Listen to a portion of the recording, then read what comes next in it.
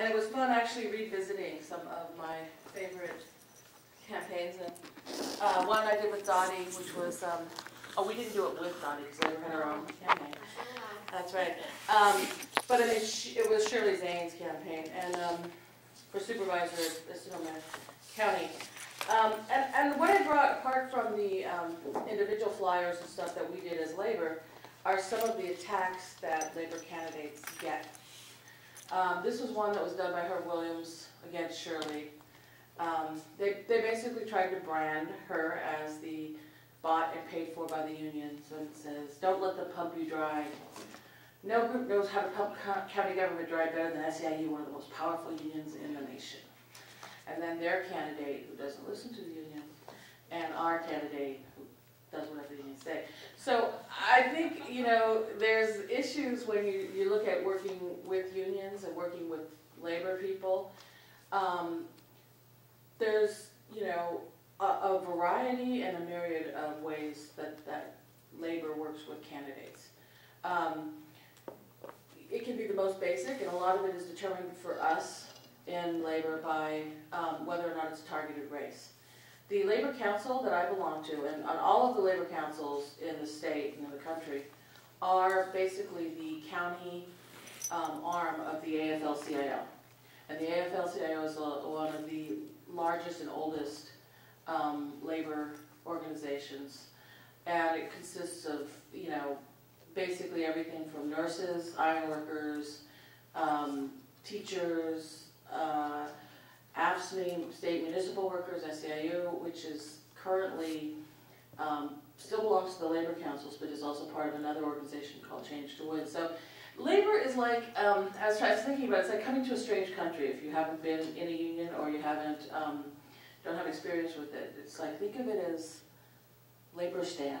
It's very tribal. We've also been described as a family. Labor is a family, like the Borgias or like the Manson family. No, we do fight a lot. We don't always agree. Everyone's issues don't always, you know, coincide nicely. And for example, the case with Target, right, and the D-cell plant, and Marin CCA. These are all issues where labor has a stake, but the different constituencies within labor are not always in agreement, and that can make it really hard for us.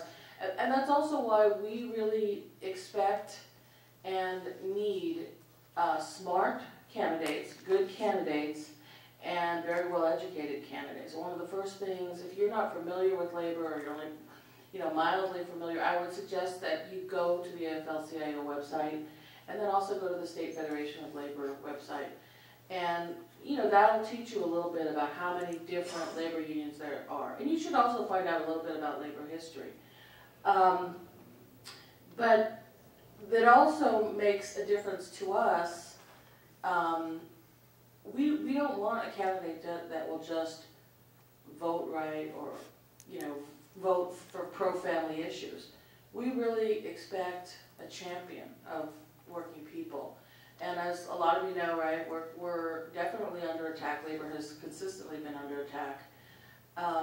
So for us, it's not ever just enough to have, you know, somebody who, this is what I get from a lot of candidates, right? Well, my door will always be open to you. The phone, you can always, you know, I'll always take your calls. That's really not, I mean, that's good, and that's kind of the basic requirement of almost any candidate and or electeds. But for those of us in labor, we expect a little more from our candidates, and we give a lot more for the folks that we help get elected. And there's a variety. Like I said, if at the very minimum, if you are a labor candidate, which generally consists of, we have a process, we interview everybody is open. Actually, before we even do a candidate interview, let me back up. We generally have a kind of labor 101 thing. So we invite every candidate who has been, who has filed in our targeted races. So whether this is assembly, state, all of the, you know, board of soups, city councils, and our labor council actually covers from Marin here all the way up to Lake and Mendocino. So Sonoma, Marin, Lake, Mendocino are all our districts. Humboldt has its own district. Napa Solano has its own labor council. But we basically do a kind of candidates 101 on labor. And we'll have a panel like this. We'll have folks from public unions and private unions. We'll have folks from the building trades. And we'll talk to people about what are common labor issues. We have people from the classified student schools, and also teachers, nurses, and everybody talks a little bit about what are their biggest issues, what are their biggest fights, what do they need help with, what are they trying to accomplish. And then we also talk about general labor issues, obviously pensions, bargaining, but also working conditions and also organizing drives. Because one of the things that we ask of our folks is that they be advocates not only for the labor movement, but for working families, but wherever people are actually fighting to unionize, fighting to have collective bargaining rights, we ask folks to be willing to support that and support people's rights to do that. So I'm just going to give you kind of a basic, at the very least, once you get endorsed, and we do a questionnaire, it's about 6 pages for our candidates. All of the organizations in our council will vote and interview the candidates. And it's not a huge, but it's not really tough, although some people are like, oh, your questionnaire, too many pages. But we ask about the issues that are relevant. If you're in a fire district or a school board, it's specific to those areas. But there's some general questions too. Would you cross a picket line? Would you use, labor printing? Make sure your stuff's printed labor. All those kind of questions. And then all of our labor council affiliates, which right now in our council we have over 75 affiliates. And that's everyone from SEIU 1000, which is the state government employees, to woodworkers, machinists. All of them attend. We have an executive board and a delegates meeting once a month, and those folks come and they actually do all of the work, and then they vote. As a staff person, I don't actually vote. So although I'm the person who does a lot of the work with candidates and gives them advice and technical assistance, the majority of our phoning and our phone banks and all of the resources that we put into our races happen through the local unions. So, that's, labor can be a very Byzantine thing. I just want to ask briefly, is anybody here from a union? Yay. Okay. And participated in a union? Okay. So it's a little bit less daunting, there we go, if you've done that.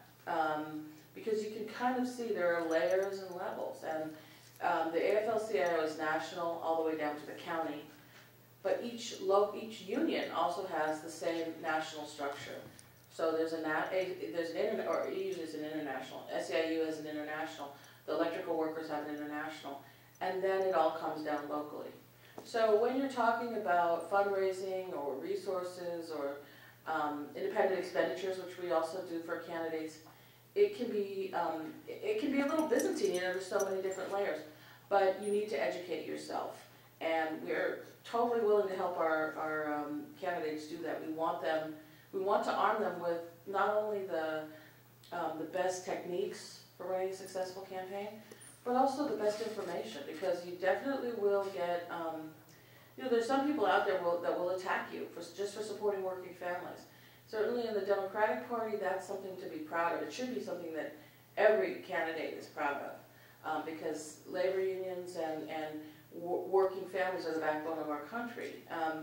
For myself, I am trained as an attorney, but I actually came to this as a kid. My dad was undocumented from Michoacan, Mexico, and he came from, when he was 12, he crossed the desert quite a few times. He used to tell me stories about how he and his uncles came to work in the cotton fields in Arizona. Who knew there was cotton in Arizona? Texas, up here in the grapes and strawberries in Watsonville. And he told me a couple of times about how he almost died in the desert. They didn't have enough water, they'd run out of water, they were hallucinating. And they saw the immigration, and they were so thrilled. They were laughing with joy to be caught by the immigration, because they were really all afraid they were going to die. My father must have crossed about 12 times illegally. And eventually he was working in the fields, and he met my grandfather, my mother's father, who was a cement mason, had been a union organizer in mushroom plant. They did packing in Redwood City. And he helped my father, when my father married my mother, he helped him get into the laborers union. And then my dad became a Teamster. And our whole life changed. For my brother and I, we had health care. For the first time, I remember going to Kaiser at 8. We saved money, we could have a house. I went to law school, my brother went to college. I really saw firsthand what unions brought to people, first generation people, and how they brought us into the middle class. And I would like everyone to have that. Everyone deserves that. And it saddens me to see that slipping away. It saddens me to see people in a race to the bottom and pitting each other against the, other workers. Because the fact is, there was a time when, a lot of people could afford to live and raise their family on a union salary, buy a house, and you didn't have to work 3 jobs and scrabble every month to pay, and have everybody in the family working. So our goal is to get people back to that, to grow our unions, to grow our working people's movement. And the political arena is one of the ways we do it. It's not the only way, and believe me, there's plenty of debates within labor about whether we're better to spend our money organizing and working with ourselves and increasing our own power, or to keep giving money to candidates that we end up getting disappointed by.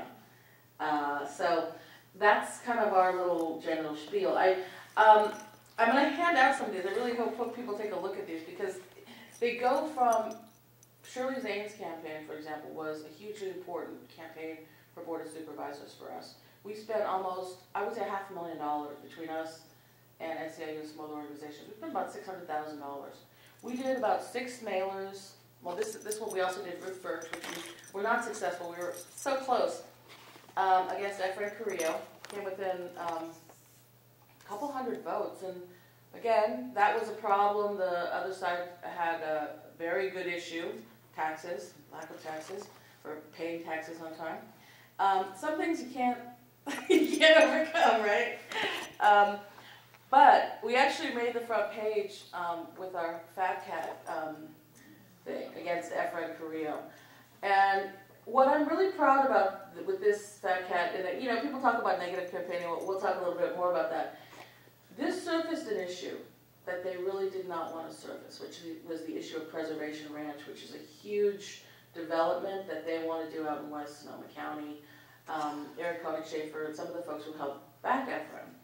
And if nothing else, if this is the only thing we accomplished was to surface this issue and tag Efrain with it, that was good, because what it did was it really raised the consciousness of an already pretty politicized and very protective of the environment group in the West County, but it also put him on notice. And now this project, it's a bunch of vineyards and casitas, are kind of like, what do you call them? They're luxury housing way out there on a water table, and also on a Native American burial site type place too. So, I mean, there's artifacts there. It's not a burial site, there's artifacts there. But we kind of preempted this. When we polled on this polled so negative. It polled 75%. It was the only thing that equalized Efrain against our candidate Ruth. Now, again, that happened. We put $20,000 into a poll for our candidates, because when we want to win, we have to invest the money to win the right way. And even though it did kill me to pay that much money, all of us to pay that much money, it was very worthwhile. We had an excellent group that polled. And the reason that Efrain had been chosen as a candidate by the more conservative business interests in Santa Rosa was because he was the perfect poll-driven candidate himself. Very young, very handsome, Latino, also the son of folks who came here without documents.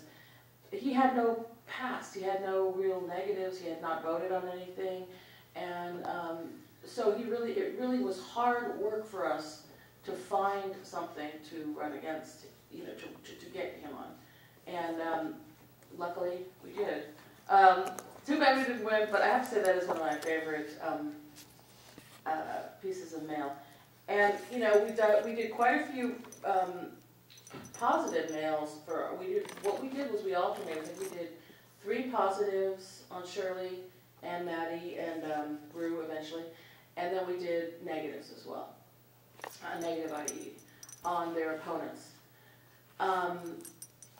That's like the Cadillac of campaigns. That's like the campaign you want with its #1 priority. Okay. But at the very minimum, and of course we phoned. We phoned over. I think we did over 15,000 phone calls, right? And walked. Did precinct walking. The 5th district is harder to walk. Shirley was incredible. She walked. I walked around the park with her. And now the other important thing is that as a candidate, the one thing you do not want to do with labor is let labor run your campaign.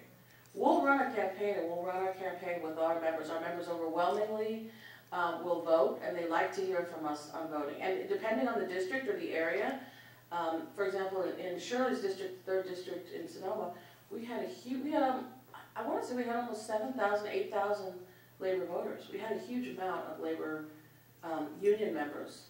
So those are the people we were talking to. But Shirley didn't just rely on us to do the mail and phoning. She had her own grassroots, she was out there knocking doors. She was out there, you know, phoning people. She had phone banks, I think, over at the neighborhood realty place. Yeah. I mean, she did it the way you're supposed to do it. It really does not work if you just say, oh, labor's going to take care of my, you know, walk campaign. You need to have all that together. We did the same thing in the 4th district for Mike McGuire. And, you know, again, we had a lot more than I thought labor. I thought that would be one of the smaller districts, but we do the polling, we do it all when it's a target race. But when it's a city council or something that we're not necessarily, you know, making the huge priority, because we do have to pick and choose as well, at the very least, we will phone for you. I mean, you'll get like a tagline on our phone calls to our members, and we usually do at least 2. We also do a slate to each one of our members that will have your name on it, and it'll talk about you as the labor candidate. And you know, it's great because a lot of our folks actually, they use this slate. I mean, these are the ones we did for Shirley's race. And, you know, we did some measures, and, you know, people keep it. They go to the, we're actually trying to get people to do more vote by mail. A lot of our members do. But at the very least, they'll get one of this, and then they'll also get the State Federation of Labor mails 2 slate cards, and we put our recommendations on there. It all goes by zip code in your area. So that's kind of like the bottom level support. Plus, we will meet with you, we will call with you, we will have you come speak to all of our locals. I mean, basically, we'll help you navigate as well any difficult issues. Shirley, for example, was against gambling. The casino in Roanoke Park, that's completely being built labor. There's a card check in it. It's also very, you know, built very green. I went and saw the plans, and it's beautiful. I mean, it's a lot of Native American art, modern art. Frankly, I think it classes Roanoke Park up, and they're actually very lucky to have it. But obviously, it was a hugely divisive issue there. A lot of people were against it. A lot of people are against it. You know, for us, it was, how could you possibly have a Walmart and every other, you know, blight known to man in Roanoke Park, right? And you won't let in this casino. And the casino would be built union. All the workers would have union benefits. For us, that was the right way to build a project. Well, now, Shirley didn't agree with us on that issue, and we certainly weren't going to lose a good candidate on a one issue where we disagreed. But what we were able to do was give her the language to talk positively about what was right with the project and still be able to stay true to her campaign and say, I don't support casinos. So she worked with seniors, she was against gambling. Although I told her many times, Shirley, the stock market is gambling as well. Casinos just gambling for poor people, but the stock market is gambling for rich people. And so she, you know, but what she would say, what was very effective and what meshed with her beliefs as well as labor's goals was to say, if you are going to build a project, this is the way to build it. You know, I may not agree with this particular project, but the environmental mitigation, the project labor agreements, the local hire stuff, having, you know, workers have, you know, bargaining rights at work, that's what every developer should have coming in. You know, they ask, you know, it amazed me that they would ask so little of Walmart and Target and all these other groups. But the only people who were really willing to do something for the community in this in this area was the casino. And it actually worked out well for her. But we were able to give her that argument. And we would do that for any candidate because we want you to be successful. We also make recommendations. We'll help you look over your budget. We'll help you do some of the research in terms of if you need to find out, how many votes it's going to take to win. You need to look at the last elections. All those things are things we will help with if it's a targeted campaign. And so I'll just stop there and let Jonathan talk about IEs. We also do IEs, but I'm going to let him talk specifically about his stuff, and then we can take questions, or if anybody has questions of me right now, we can answer. Okay, thank you. You know, I love independent expenditures because it's an art form. Look at this thing on the fat cats. It is an art form. I've been involved in advertising since the late 70s, and that was around the time when it moved from what are called regular advertising to the kind of advertising you found in Andy Warhol's magazine Interview, which I remember one ad was a full-page ad. All it had was a pair of women's shoes and the address and phone. So you knew what they were selling and where it was. It was that simple. And this kind of it's a fun thing to be involved with, within certain restrictions. One of them is that, I take a lot of these from Gotti. One of them, it has to be relevant. It has to speak to the candidate and their record. The second thing has to be substantiated. And so, therefore, doing research is very important. And the third thing, in the case, for example, of Richard Rubin from 7 years ago, and things have changed in them since then, it has to be timely. It coming in so late at the end of a campaign is just not okay. And now that we have people doing so many absentees, you want to get your message out around absentees time, which is a month before the campaign. Now, independent expenditure is like a person in the campaign. It's somebody who is able to spend as much as, or almost as much as the candidate, to be able to talk about the different candidates in the campaign. And they can do it in a supportive way, or what's called negative way. They can point out things about one candidate which would not be good for the job. But if you are a candidate running for office, you can't go and seek somebody to do an independent expenditure. You have to hope they show up in the scene and do it, because you can't link up, you can't coordinate. It's against the law to do that. At the state level, this is very important, because first of all, at the state level, assembly candidates and senate candidates have a contribution limit. They can only accept a certain amount of funds. And if they coordinate with somebody to do an IE, then that IE is subject to the same contribution limit. So that's one reason why you want to not do it. But the other thing is that I was talking to somebody from the FPPC about this a year or two ago, and I can't remember why. I said, if there's no contribution limits, what's the problem with coordinating? Well, it just looks really bad. It looks really bad that for the person who is being supported by one, rather negatively or positively. Another issue is that,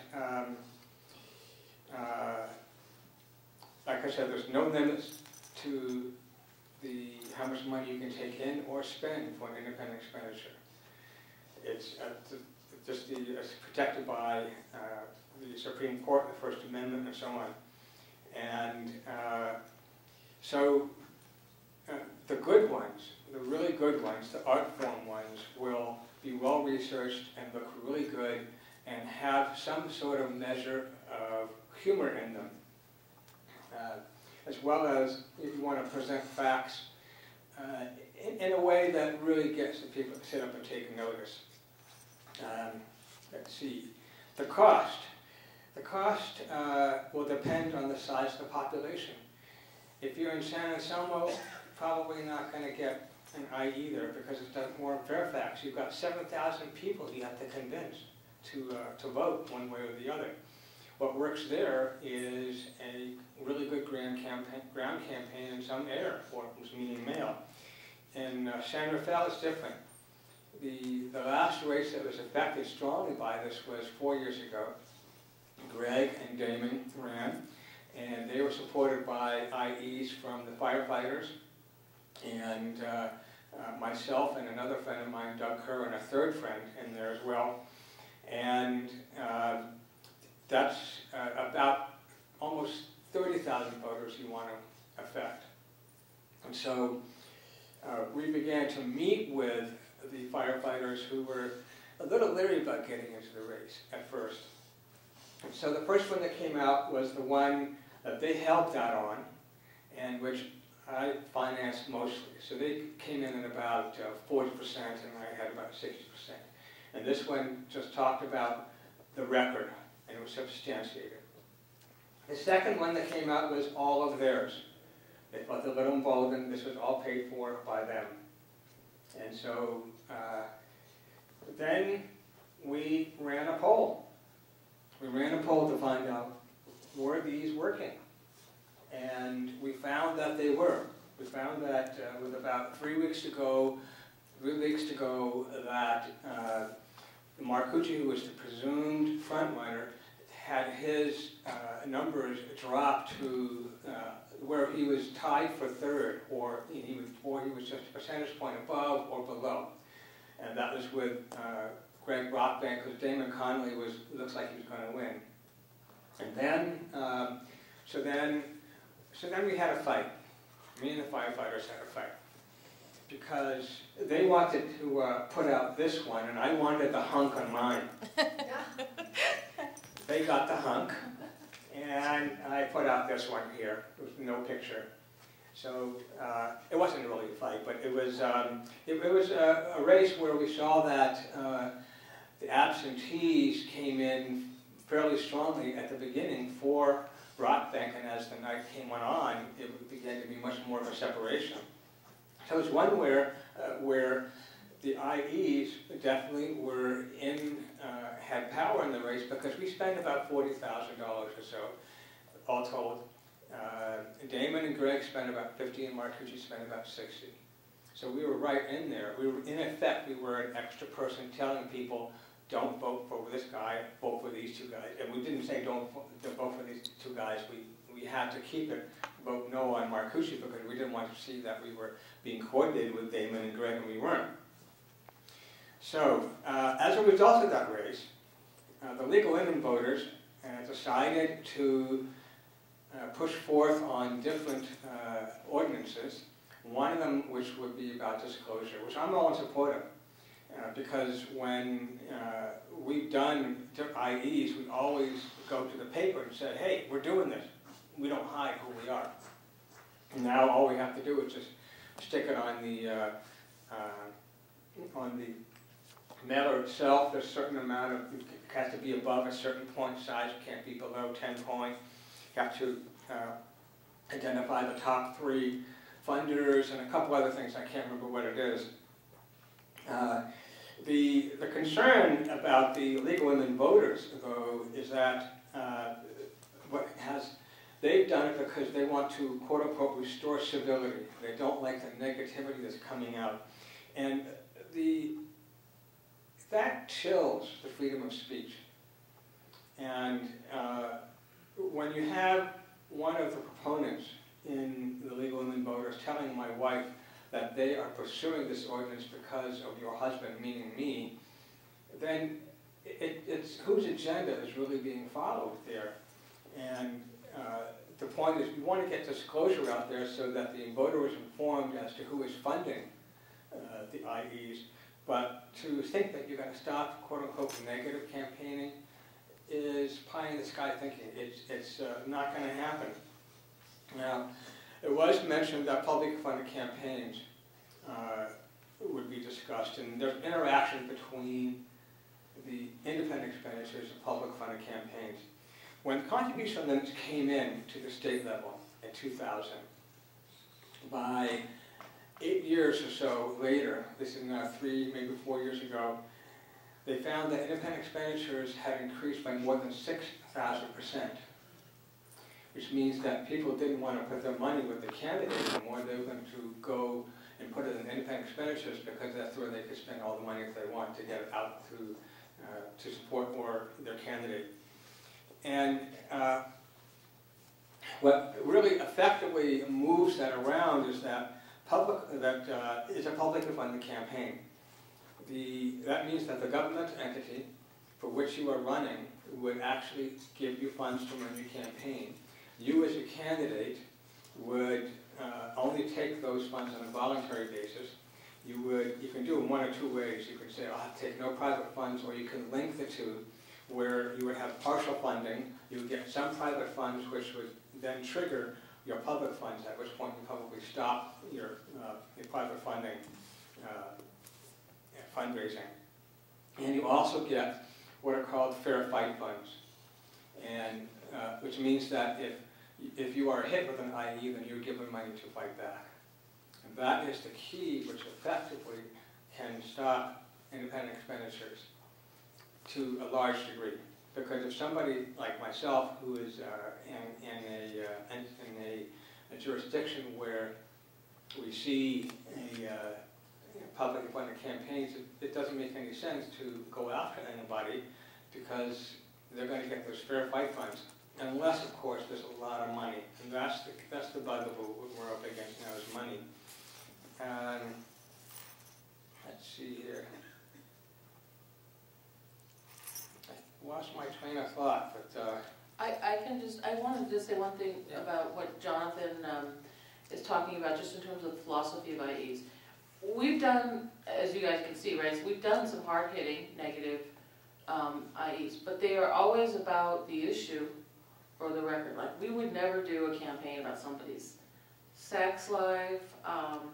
You know, I would never try to press people on their, I mean, I think there's a line, and I think that, you know, in the last supervisorial race, we had the Business Alliance, the Sonoma Alliance, did a very negative mailer against Pam Torlett that basically, it was a race baiting about immigrant and sanctuary.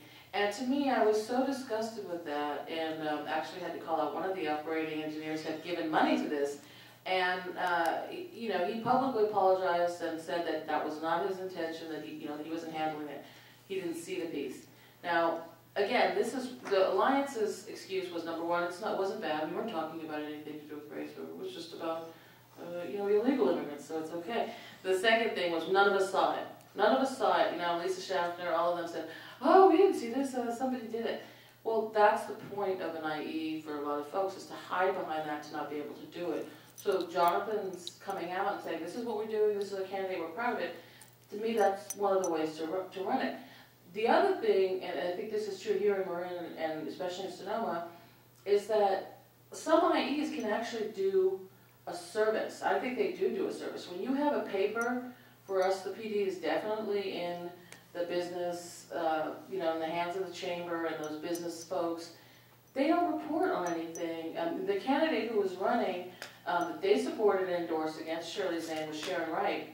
She had been cited for conflict of interest by the FPPC and had big fines because while she was working on city council, she directed money to some of the folks that she was representing also as a consultant in the chamber.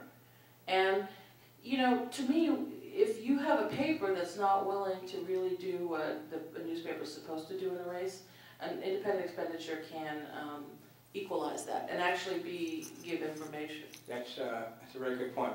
So I would have made that myself if I had remembered to say that. It's very true. That's It's very true when you have it's a great way for the news to get out there, for the information to get out there about the candidates. The other thing that I remember I didn't talk about with public and funded campaigns is that, unfortunately, there's only one entity in a jurisdiction in California that can do that, and that's charter cities. San Rafael happens to be one. Charter cities are like San Francisco, LA, Oakland, usually a larger kind. And those are allowed, the only ones allowed to do it. No other entity can't do it in the state government, can't do it in charter or unchartered counties, and certainly not unchartered cities. All of those are governed by the Constitution.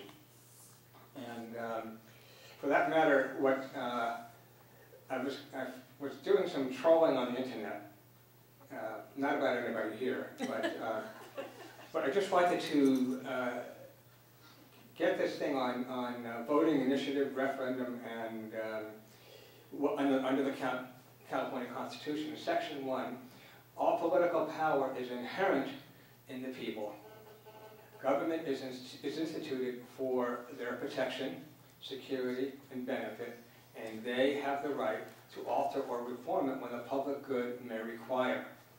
And so the fact that people or persons, and persons, I mentioned persons because persons under the law can also be corporations, the fact that, or a committee for that matter. And I'll just divert here just for a quick second. A PAC, your campaign committee if you're an individual, it's tax exempt. If you think about it, they're all tax exempt because you're taking in income, you're raising money, but you're not paying taxes on it. It goes directly towards the campaign, and whether it's issues-based or it's an independent expenditure, whether it's the individual who is spending money to promote themselves, or even giving to another campaign, it is tax exempt. It's not tax deductible, which is different.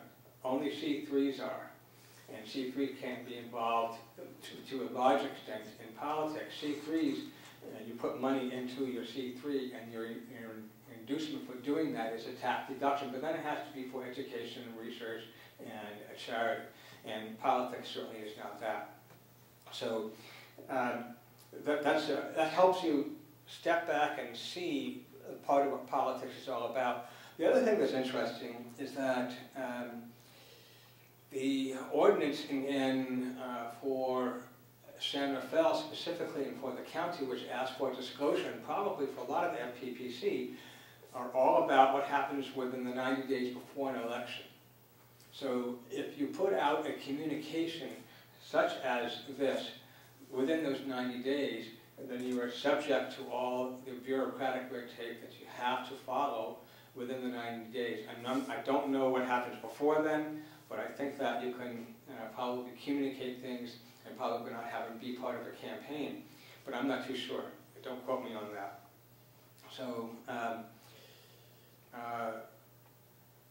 like I said, IEs, like Lisa said, and I said, IEs are a very good way for getting information out to the people. You just cannot go recruit them on your own. Just can't do that. So we could leave it open for questions, I guess? I know you guys must be exhausted, you've been here all day. Yes? I just wanted to make a comment. One thing about, I worked on Shirley Zane's campaign and also Greg Brockbank's for City Council, and having these IEs out there, knowing that they were out there, allowed the candidates to have the luxury of running a very positive campaign and not have to take on the tough issues. Now, you don't always know that they're going to be there until, you don't know until they pop up. So, like in Susan Adams' campaign, we did have to do some comparison pieces like the Mazzoni Baloney, even though we also had the union doing negative and positive IEs. They didn't do it until later, and because Susan was being attacked by her opponent directly, she had to respond, and so that was why we did those pieces. So every race is different, but the IEs can really help the candidate keep to the high road. Right, and the other thing about an IE is you should definitely not, you should have a response, because you will be asked about it, right? So you definitely want to be able to say, I appreciate that other people feel that the race is important, they want their message out there, but here's my message, and keep restating your message. I'm running a positive campaign. That's not what, I did not authorize that, so, you don't want to pull a David Rabbit, it is what it is. Well, he eventually came out and said, it is what it is, which is like not an endorsement of it, but not a, and to me, that was like the worst possible way to respond to that. Certainly, he can't be held responsible for what IE happens. On the other hand, that's your chance to, if you lose another opportunity, because there's a lot of focus on these IEs, to restate your own message, shame on you. And there's more baggage. I mean, you can win. Again, David Rabbit won the election, against Pam. But there's a lot of baggage that goes with that election, and so he's going to have to kind of work in some communities now to get back. And we're going to have him for breakfast at the Labor Council soon. But you should be ready to have your message or your response to the IE. Yeah, Greg. Can I piggyback on that too? I completely agree with Dottie. It was very nice to be able to run a 100% clean campaign, not have to worry about anything hard-hitting, anything resembling negative, so we can say, hey, we ran a clean campaign, we had nothing to do with those independent expenditures. However, that doesn't excuse you in the minds of many people. Many people, it became the major issue of the campaign, I think, in the final weeks is, why aren't you taking responsibility for that? Then why aren't you denouncing that? Well, you're tainted because you didn't denounce the independent expenditures where, I was grateful for the independent expenditures. They were right. It was good. Jonathan said the firefighters, but, it's not completely, so that taint remains. It can get thorny, but you know what, as far as I'm concerned, you can denounce it. I mean, my feelings would not have been hurt if Shirley, she didn't need to, but certainly, when you're doing an IE, you have control of the message, and your person doesn't have control of the message. And that's just true. I mean, I know a lot of people don't believe it, and they think you endorse it, and they think you, are saying that that's the message your campaign has. But really, as soon as we start to do an IE, we separate. I mean, if I'm on any committee, I generally get off any campaign committee. I don't even talk to the candidate. Towards the end, I was afraid to even talk to Shirley just because the other side gets so, they're looking to be able to accuse you of coordinating a campaign.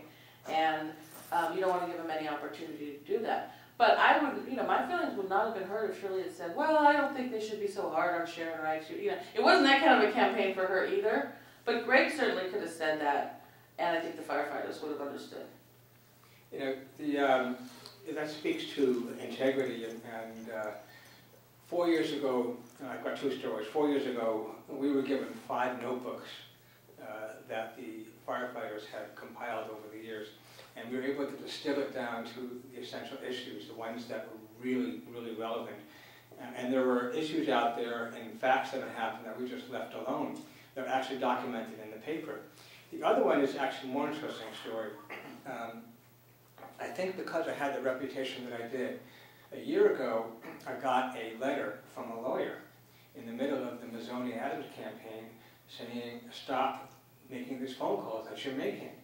And I had no idea what they were talking about. So, and I had even thought about getting into the race at that point in terms of an IE. What it turns out, this was a union who was making phone calls to try and find out what things people would be concerned about in the Mazzoni Adams race, and they came out about a week or two later with a very hard-hitting independent expenditure on Mazzoni and her stance on education, I believe it was. And so they kept it up, and they kept it up. And so I ended up calling the people who did the IE saying, you gotta stop it, it's too much. I think it's gonna backfire. And here's other information that would be even better. By then it was too late. So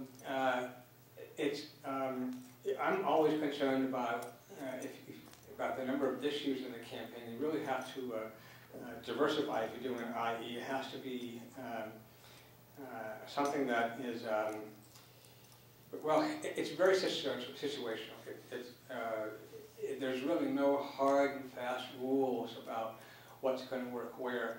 I just know that the larger you get, for example, people thought that I had a very big thing to do with the Murray campaign, a later donation to when he ran for state senate. If you look at the amount of IEs and the amount of money, it was about 1 million or so, close to $1.5 million. And I spent maybe $5,000 or $10,000, so the percentage is very small. But what we did get was, as Lisa said, we got front page coverage. You can't buy that kind of coverage. And so that's really gets you out front. If you can get that kind of coverage is from the newspapers. But luckily in this last issue that I'm working with Target, the newspaper came out against it. So it was a little easier working this time. Okay, other questions? I'd just like to make a point, and I know Jonathan and I have talked about this several times, but on your publicly funding of abortion, excuse me, of elections, I know only a charter city at this point can do it or be asked to do it, but we've got to have a funding source first of all. We can't just put it into place and say it'll come out of your general fund. It won't work because we need that money to pay for our firefighters and our just basic everyday things. So you've got to find me a funding source before I'll ever be for it, and I would absolutely love it to get some public funding in a race. I think it's great. Which is why I haven't pushed on it. I know, I understand. So, yeah, so it's I recognize that as well. The other way to go for public funding campaigns is through a lawsuit, and there's been some talk about that, but that's a big, huge organizing effort, and you either go after the propositions that are now 20-some-odd years old, or else you try to find an enlightened city like San Rafael who would, or county that would actually sponsor it, be willing to get sued to handle the lawsuit, which would then which would overturn it. But that's again had to be something that would be funded, and I think we may have a large law firm interested in doing that because it would be a really good thing to do. But then again, it's a huge organizational effort.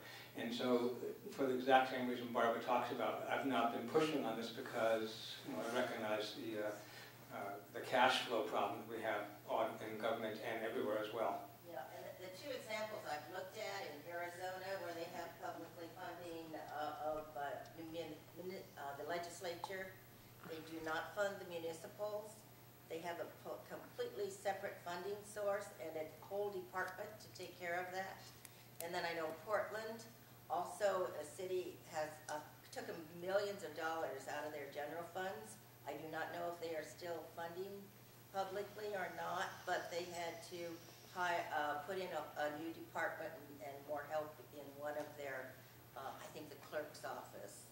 So you got to look at those unintended consequences, no matter how good it is.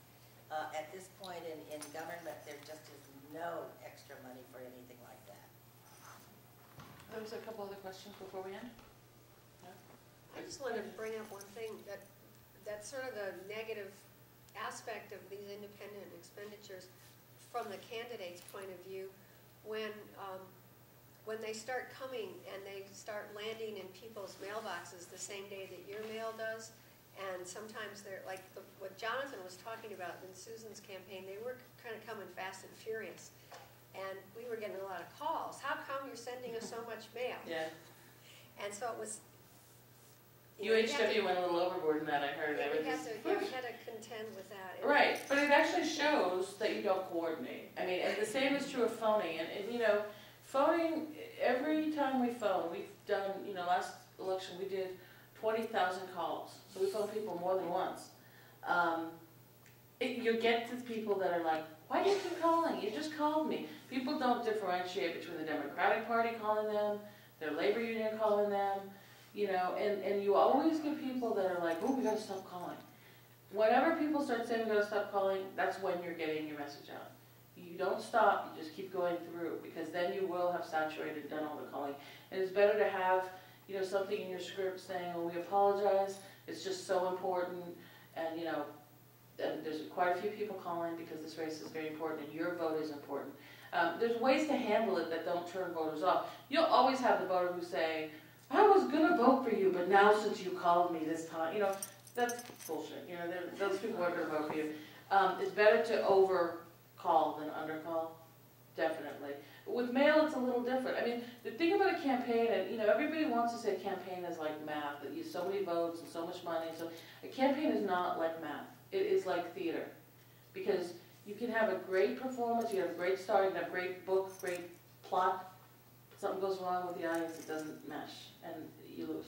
There's no, you know, but at the same time, you can have not a great, real thin story, you know, low production values, but for some reason, whether it's the candidate or the audience, there's something that happens between the people that are talking, and that can make a really great campaign. It just explodes. So there's no way of kind of, if you do this, then this won't happen. If you do that, that won't happen. People want that kind of surety in a campaign, but it's really not. What you have to be, I think that the most important thing is to be flexible, to be able to pivot off a hard question, to know your message and stay on your message and have a good message, and then to be able to ask people who have expertise that you don't have, resources that can help you, and ask them for the help. You know, the older we get, the more our lives become about masking what we don't know than learning what we know. And so we all try to pretend we know stuff that we don't know. But you will learn so much more by just asking. And then, of course, money, too. I have to say, Shirley calls the other thing you get when you're supported by labor unions, you get our directory, and you can call people, and we urge all of our locals to donate to candidates, not just workers, but also money. And I swear to God, I got so many calls from people and the locals. Shirley's asking me for money again. I just gave her money. She wants more money. I said, you know what? Thank you. That's good. That's what she should be doing. That's the kind of candidate I want, is someone who calls. And I don't care that you don't want to hear from her. You know, she's going to keep calling you. I'm going to tell her to keep calling you. And I mean, Shirley, basically, I told her, until people see you and run away in the opposite direction. No, I'm not going to give you any more. I don't have money. But same thing with Michael Allen. You know, Michael was our assembly candidate. He ran for city council and lost. Thank God, now that I look back, in Santa Rosa. And he did not quit. He decided to run for assembly. It was a very tough race, but it was a priority for us. And he won, and is now assemblyman. But same thing. He would sit down literally for 3 hours and just dial for dollars. And it sucks. It's hard. He was like, I feel like a hooker. I was like, he's like, I'm just so tired of asking people for money. I said, I'm tired of asking people for money on your behalf as well. But it doesn't matter. You know, you need that, you know. And unfortunately, or fortunately, people will not give you money unless you ask them. And even then they won't. I mean, my only experience in asking for money was with my parents, and I got very good at it. And that helps when, you know, I also was trained at the ACLU, when I worked at the ACLU, how to ask for money. They have one of the best development programs there. But you cannot give it up just because you're bad at it. You'll get better. And you'll get better at being rejected, and you'll get better at being hurt and all that. But you definitely don't stop just because it's uncomfortable. Can I just make one last comment? Sure. Democratic candidates often get hit as being tools of labor unions, and I just thought of a response that I had to give it a couple days ago for the first time to the head of the Federation of Santa Fe Neighborhoods, who said that exact line. It is true, first of all, that Republicans, by and large, are tools of corporations. A huge percentage of their campaign funds come from corporations or corporation-backed, you know, corporation executives, et cetera. But always we should say, no, it's not true. If you look at any candidate's filings, you will find that only a small percentage of their campaign funds come from unions. There's only a few exceptions to that. I happen to be one. It was more than a few percent. But most of the time, most candidates are not funded to a large extent by, so it is not true that we're union tools in any respect. And you're going to get that a lot. We're going to have to fight that more and more because the Republicans are using that more and more. They do use that. And you know, they will call us labor thugs. They'll call people, you know, tools of the union. They called Shirley, of course Shirley, they did a negative of her as a puppet. Oh, it just killed her. She was so upset. You know, it was her as a puppet of the union. And but I have to say, Shirley had one of the best, you know, in terms of a candidate, she came through that, and she won really big. What were her numbers, Donnie? I can't remember, but yeah, it was big. It was a big win over Sharon Wright, who was the favorite business candidate. But Shirley embraced the union thing. She was like, I am proud to be supporting working families. Working families do most of the paying of the bills. They pay the taxes. They are what keep our community strong. I will not back away from that, and I'm not ashamed to say that those are the people that I care about, you know. you know, it's all, you know, obviously, and it's kind of stupid, but a lot of it is language and how you package it. And people will say union, union, and then you get an idea in your head, and it's, you know, what, Jimmy Hoffa or something. But when you talk about working families, which is what most of us are, okay? I mean, I know they like to say that everybody's making all this money, but believe me, you know, it's working people. There's nothing wrong with that. We should have a voice in politics. We have every right to participate in politics, especially given that right now, the same people, like Sharon Ryan, will take money from developers, you know, big constructions, what we call scab constructors, who use, this is what irritated me the most about the Alliance's hit piece on Pam Torlia, and because it was about undocumented immigrants. So many of the contractors and the vineyard owners that are, you know, belong to the Alliance and paid for that mailer to call her a sanctuary supporter, use undocumented immigrants in their construction business, use them in the vineyards, and it's the hypocrisy, you know. But this is why you need to be a fighter, because you will be attacked for stuff, and you need to be confident and sure of your convictions. And, you know, if you don't have the right language, if you don't have the verbiage, if you don't have what you need, talk to us. We'll make the argument for you. Believe me, all of the unions, this is what we do. You know, we fight for our rights constantly, it seems like, for the last 100 years. And probably for the next couple 100 years we'll be doing it. So we're happy to train that, but you do have to have, people can smell fear on you as a candidate and uncertainty on you as a candidate. It's better to have people disagree with you. This is one of the things I've seen Shirley navigate really well. She actually navigated much better than Pam, I thought, as a candidate, which is that people would rather have you be honest and disagree with you than sense that you're giving them a load of bullshit and you're, you know, fronting stuff that you don't believe in. It's kind of bizarre, but there's the authenticity piece. And, you know, you just, it's better to just be thought, well, I disagree with her, I don't like her stand on that, than have people feel like, I don't trust what she's saying, she's bullshitting, you know, because we all have a bullshit detector, and when it comes to politics, there's a lot of it out there. So I'd much rather have an authentic candidate. I disagree. Talk about money in politics on his desk here, in Al's desk, there's his $1,000 made in China. That's funny. Thank you, Mark Gargan. That's how rumors start, man. Thank you very much for, you have any other questions? Thanks so much for staying the whole afternoon, it's great. Really.